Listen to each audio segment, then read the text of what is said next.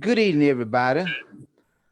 I want to thank the ones that have tuned in this afternoon on Facebook Live to witness and to be a part of this great podcast this afternoon. I have a great guest. I tell you the truth, he lives in Washington, D.C. That's from right. Roanoke, Alabama, That's right. From Roanoke. all the way to Washington, D.C. And his name. I'm not going to even call his name. I want to let him call his own name and give us a small, short bio, and we're gonna get started. All right. Good evening, everyone. My name is Marcus Ware. Like Councilmember Bell said, I am from Roanoke. I went to Night and Low and Hanley Middle School and Hanley High. Um, I graduated from high school and went to Howard, where I got a bachelor's degree, and then went on to graduate from Howard Law School. And because I got a full scholarship to go to Howard, I have spent the last 10 years of my career making sure that people like me, people who have potential and who come from backgrounds that are not equitable than a lot of the people that I went to school with and a lot of people that I work alongside today. And so I've really dedicated my career to making sure that people have access to college, people who want to go. I think it's important for me to say that I don't think that college, four-year college is for everyone. I know a lot of people who went to Southern Union and who, decided to work after they graduated. And so I think it's important for me to say that the people that I'm talking about are people that want to go to college. And I think that because you pay for you pay for both of your kids to go through college, how expensive it is. Yeah. And I think that it should not be that expensive to get an education, which is why I'm excited to talk about the topic that we're going to talk about tonight. So I'm ready to answer your questions. I might have a couple questions for you too, but I'm going to answer your questions the best I can. Before we get started, some of the questions I'm gonna ask you, Mr. Ware. First of all, I just listened to your bio. You have a law degree. Are you practicing law in Washington D.C. yet? Yeah, so the story behind that is I told you I had a full scholarship. So I got a scholarship from Bill and Melinda Gates that paid for me to get a master's degree and a doctoral degree. And ultimately, when I was in undergrad, I took the law school admissions test. And I had always planned to go get my doctoral degree and to work in higher education because it was paid for. But then I applied to Howard Law School, and I applied to other schools. I applied to Cumberland in Alabama, and I got into all the schools I applied to. But I decided to go to Howard because it was free. We talked earlier about Dr. Thornton, who is the reason why I got the opportunity to go to Howard, a brilliant scholar and someone who is still doing important work in Maryland. People, I posted that I got a new job recently, and a lot of people talk, they shared how proud they were of me. And, I owe a lot of my success to Roanoke, to my family, to my church. Ultimately, I went to law school because I got an opportunity to go for free.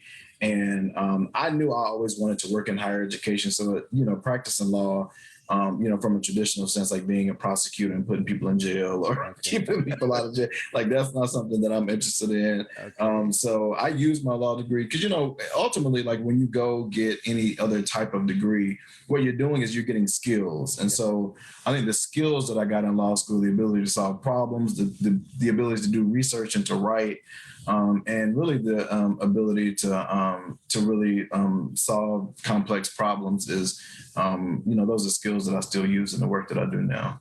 Okay, great. And you mentioned Dr. Thornton. Say he was one of the reasons why you went to Harvard University. I tell you true, he's a role model. I love to hear him talk, and he have gave me a lot, have helped me a whole lot, and he have helped me, and then he realized he was helping me. Yeah. Yeah, no, I think, he is, I think I am lucky to have met him The story is, when he was associate provost to Howard, he was like the third highest ranking person on campus, he came back and spoke at First Baptist. And that's when I met him. And at that point, I was going to the University of Alabama. I had a scholarship. I've been saying Roll Tide since I was 4 years old. So it was interesting because he came to me and he told me when he first met me, he said, "You're going to Howard." And I was like, "Man, I'm not going." I said, "Man, I'm not going to Howard," because I hadn't even applied to Howard. But no, he gave me an application. He sent it in. I got an acceptance, and then I got the Gates scholarship like a couple of days after that. So, and since then he's been a mentor to me. Like I got to do a lot of stuff at Howard. I was on the board of trustees. I was student body president, and all along during that time period, he was always someone that I could like rely on for sound advice I think it's amazing that he does as much as he does in Randolph County, and he lives up here. So, he still really does care about our community, which is, why I have to, do a better job of connecting back. Because, he shows you don't have an excuse, right? You can be as important as he is and still go back and make a difference at home. So, yeah, he's a good dude. Yes, and even though he's in Maryland, he loves Randolph County. Yeah. And when something happened in Randolph County, you can believe it that Dr. Thornton is much concerned about the future of Randolph County and the positive stuff. Right. And that's what make him so great. He loves positive stuff, and he want everybody to come up together, Right. and to be unified. Mm-hmm. Unified. Uh, Marcus, tell us about the work that you are doing now. Yeah. So, like I said a little bit earlier, I work for a think tank, which is basically an organization that tries to go out and solve hard problems. So, the work that I'm doing now is, every year there are people like, students that go to Hanley High School that are really, really smart. And they go to Auburn, they go to Alabama, they go to really good schools like UGA, Jacksonville State. What research shows is that a lot of students who are from rural areas don't even consider going to like Princeton or Harvard or Yale. Black students in particular from cities like Chicago and Atlanta and LA, they always consider those schools. And, the work that I'm doing now is to make sure that people who go to, particularly Black students, who come from low income backgrounds, who want to go to schools like Harvard and Stanford and Yale, not only do they apply, but they get in and they graduate. Right. Because I think it's one thing for schools to recruit Black students, but I think it's a whole nother thing for universities to change the way they operate so that Black students feel comfortable and they feel supported and they have all that they need to graduate. So we're trying to get 50,000 more students to go to selective institutions by 2025. And the work that I do is I work directly with college presidents to give them the capacity to understand the things that they need to do to recruit more Black students. And so I'll just give you one example. One of the things that we believe is that, they need to invest more in need-based financial aid, because a student should not get into a school and not go because they can't pay $50,000 a year. In my last job, I worked at George Washington University, and listen to me when I say this. A degree from GW, a 4-year degree, is $280,000. And if you gave me $280,000 to build a house in Roanoke, man, I could buy half a country club road, because, and people are paying this, to get an education. So the work that I do centers around like removing that cost so that students who want to go to those institutions can go. Now, look, I still think that Alabama and a lot of the schools that, our students go to are really good schools, and students need to go there if they want to go there. But I think that, we talked a little bit earlier about mental slavery, and it's like sometimes we tell ourselves no before other people tell us no.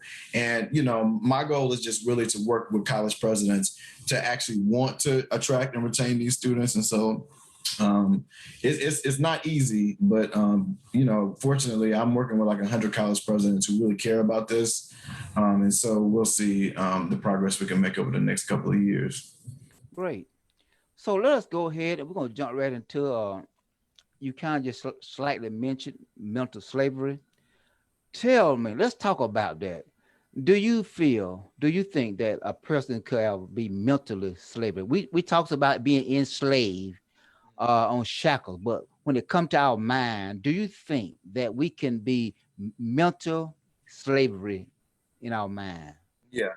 Yeah, it's a good question. So, when I was at Howard, we learned a lot about Black thinkers of the time, and Marcus Garvey was a Black thinker that really spoke a lot about mental slavery. And one of the things that he said that really struck me was that um, when we talk about physical slavery, Mm-hmm. we should not describe people as slaves. We should describe them as enslaved because That's it's something right. that someone else does to them. That's right. The reason why the idea of mental slavery is so interesting is because mental slavery is something that we do to ourselves, Okay. right? It's not something that someone else does to us. And so, one of Marcus Garvey's famous quotes is emancipate yourselves from mental slavery. None but ourselves can free our minds. And so, it's interesting that we talk about Dr. Thornton, because Dr. Thornton does a lot of work, to still preserve the legacy of the Randolph County Training School. And so I think, there's a direct connection between the legacy of the training school, which was a school that taught, Black people from Randolph County about our history and loved on those students. And, it was a different type of education than, the education that I got at Henley. Not to say that, the education I got was worse, but it was just different, right? And so the reason why mental slavery is something that, is, even though it's something that is hard to understand, the good news is that if we do it to ourselves, then that means that by attaining knowledge, by learning more about our past and about the people that came before us, then that means that we can free ourselves. And so I think that even though it is, in some ways, it's really, really sinister because we do it to ourselves. And in other ways, because we do it to ourselves, then it might be easier for us to, to take ourselves out of it. Okay. Do you feel, Marcus, that a person that is trying to think for you can cause you to be in mental slavery? Yeah, no, I mean, I think that's the whole idea behind it. I mean, mental slavery, because it's something that you do to yourself, but what it is it's taking away your ability to like even think through something on your own and just like listening to other people, allowing other people to define who you are, how you should think, and what you should do. And the thing about that is, again, you can make a decision not to accept that and to start thinking for yourself. And so it is something that other people do to you, but that you allow them to do to you. That's right. So what what can we do? What can an individual do to free himself from mental slavery? Yeah, you just got to learn. I mean, look, knowledge is everywhere. I remember when I was young, and you could probably appreciate this. I feel like every house I went into had a set of encyclopedias. That's right. And, when I was young, I was so interested in reading everything and all those books because I knew that like by reading and that by, learning that I was essentially freeing myself. And so I think that the way that you can, I mean, the first step is just, being serious about learning. You don't have to necessarily sit down and read a set of encyclopedias, but, I had to go sit down and read a book. Now you can sit down in front of a computer, like we both on computers now. If you have the internet, you have a whole bunch of information at the tip of your fingers. And, you do have to be careful about what you read because everything out there is not credible. It's not valid. But I do think that if you want to know anything about anything, you can Google it. And that's right. And so that's why I think that that's where you have to start. You just gotta stop believing what you hear and go find it for yourself. And that is correct. So in order to free ourselves from mental slavery is to what educate. You say educate That's right. ourselves. Education is very important. It is. Now you said that everybody not going to a 4-year college. Right. Everybody not going to be a doctor, but there's still a level of education that you can have to free yourself. Right. And don't let every person think for yourself. Think for your own self. Right. You know, Mm-hmm. and sometimes you even got to even take evaluation over your own thoughts. Right. You know, and that's part of being in mental slavery. Right. Uh, would you tell me something, some word that you would give a young man of Right. your age to continue to keep yourself free from mental slavery? Yeah. I mean, I think, I think it's when you are young, and I was, I think I'm still young, You are. but when I was younger, growing up on Lafayette Street, Mm-hmm. you have friends, and it's a natural part of maturing that you are going to make friends and you're going to listen to them. Mm-hmm. But it's really important, and this, like, who you surround yourself with is going to determine, like, your future. And the reason why that is true is because the people that you spend the most amount of time with are the people that you're having conversations with and the people that you're connecting with, sometimes on a spiritual level. Mm-hmm. And so if you are around negative people who do negative things, then obviously, like, it's going to be very difficult. It doesn't mean that you can't ultimately have a positive experience long term, but it means it's going to be harder because now everything about the way that you think is programmed by the people around you. And so I think the first thing that I would tell a young person is, you should really take stock of the people that you surround yourself with on a daily basis. And, that doesn't mean that you let them go if they're not bringing anything positive to your life, but it means that you try, to tell them that you're going in this direction and you want them to go in that direction too. And if they say they don't want to go in that direction, then you might have to leave them alone. And so I think that, even if you have a strong family, even if you have, a strong network of people through church and social activities, the people that you spend the most time around are really going to be the people that help determine, like, where you go. So I think that you really gotta to help as many people as you can, but you ultimately have to decide, like, when someone is not, moving in the same direction as you, you might have to leave them. That's right. I instill in my two children to be leaders. Mm-hmm. Now, I didn't say that to say that do not follow anyone, but if you're a leader, you ought to know where some positive follows at. So if you're a good leader, you know where you can be a good follower, but you're gonna Right. follow the right stuff. You're gonna follow positive stuff. Right. Because you follow, if you're not a good leader, you got to follow anything. Right. Yeah, you got to learn when to say no, because Yes. I think, I mean, this because you've been a leader for, for over 30 years. So, you have people looking at you, even when you don't think that people are looking at you, they're always looking at you. Mm-hmm. And so I think that one of the hardest things to do when you're leading, because you want to help so many people and you want to do so many good things, is learning when to say no. That's right. And another thing that is that leadership is also about, it's normally not about, right versus wrong. Mm-hmm. It's like you have two, situations where somebody's going to lose, and you got to figure out the best thing to do for the most amount of people. And so it's sometimes leadership is about making hard decisions. But again, you have to have something inside of you that knows and that's guiding you towards what to do and what's right. And that's why, the topic that we're talking about is important, because if you don't have that, then, all these people are going to come in and try to influence you. And, one day you might go this way and one day you might go that way. But I think that, when you have that North Star, that you're always going to go in the direction you're supposed to. So that's why we have to challenge your own thinking. You got to challenge that sometimes, and pay attention to your thoughts. Right. A good leader, while we on leader, a good leader don't go along just to get along. Right. So you got a whole lot of so-called leaders that go along just to get along. When wrong is present, they go along with just to get along. Right. I can't go along right. just to get along. When wrong is wrong, I got to speak up against it. Don't matter. Sometimes you have to separate yourself from it too. Yeah, it don't matter who it might be. I need to speak up. Right. But a whole lot of time I see that they just go along with it, knowing it's wrong, just to get along.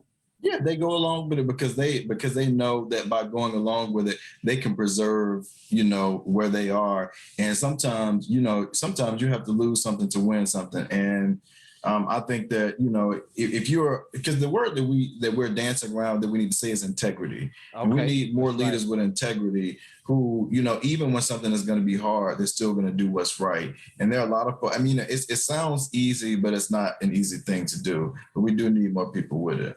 I'm finna quote something that I got it from Dr. Alvin Thornton. He said a black snake will bite you just as quick as a white snake. Mm-hmm. Because you black don't mean that you're always right. Mm-hmm. Mm-hmm. So sometimes we say, well, he's black, or so on down. He must be right. Not always. It's not always that way. Yeah. Because wrong has no color. Right. That's exactly right. That's exactly right. Wrong don't have no color. Mark, I just gonna be a short interview. I just want to kind of just tap into your knowledge because I knew that Juneteenth is the weekend of Juneteenth starting tomorrow. Mm-hmm. We have a whole weekend festivities starting Friday and Saturday in Randolph County. I wish you was kind of here, but you can't be in Washington D.C. and in Randolph County at the same time. Well, listen, if you send me an invitation next year, I'll come. I mean, because I think, look, we talked about a little bit earlier that how big it is that, it's a federal holiday. A lot of people are upset that, our leaders in Congress keep doing these symbolic actions. Yes. And, I don't see it that way. I think that, Juneteenth being a federal holiday is an acknowledgement, of slavery. And, acknowledgement is the first step. Now, there's more stuff that needs to be done, like, Black people having equal access to the right to vote and us having economic power and a whole host of other things. But I do think that we're moving in the right direction when our country's leaders can acknowledge, a holiday like Juneteenth. And I hope y'all have a good time down there, and I hope a lot of people show up. Yes. And it's good to know our history, not just part of the history. We need to know all of our history. Right. Because if you fail to know your history, it's a good sign you might repeat it one day. Yeah. It's good to know history. Mm-hmm. Yes. So, Marcus, any last words you don't want to leave with the audience on Facebook or before we close? Yeah, I would say, I hope everybody has a good Juneteenth weekend. We've had a conversation today that talks about a little bit about enlightenment and mental slavery. And one of the things I just want to encourage everybody to do this weekend is to go read, about the holiday, to understand, why it took 3 or 4 years for people in Texas to know that the Emancipation Proclamation had been signed. And if you think about that, right, like that slavery was abolished, and it took some people 3 or 4 years to understand that they were now free and that they were no longer property. And, if you think about that today, there are still some things that it takes a while for people to understand. And what I'm going to encourage everybody to do is you can slow that down or stop it in its track by really just empowering yourself, by enlightening yourself and going to learn something. So I hope everyone, does have a good holiday weekend, but that if you haven't learned something new in a while, go learn something this weekend. And Mr. Bell, I want to thank you for having me on your show. You've been a leader in that community for a long time. And I was glad when you retired that, they praised you like they should have. But I just wanted to say, as a young Black boy from Roanoke, that I've always looked up to you from, First Baptist Church days. Before I knew you as a council member, I knew you as, somebody who went to the same church as me. That's right. I think you've been you call Dr. Thornton a positive influence, but you've been a very positive influence for a lot of people too. So I just want to say thank you too. And Marcus, thank you for them encouraging words. And I hope, and we're gonna get you back, Marcus, on this my podcast and be my guest again. But next time I'm gonna bring you on with somebody else next time. Okay. Somebody I want to bring on with you. So okay. You stay blessed until next time. We'll see you later. All right. Have a good one, Doc. Have a good weekend. Yes.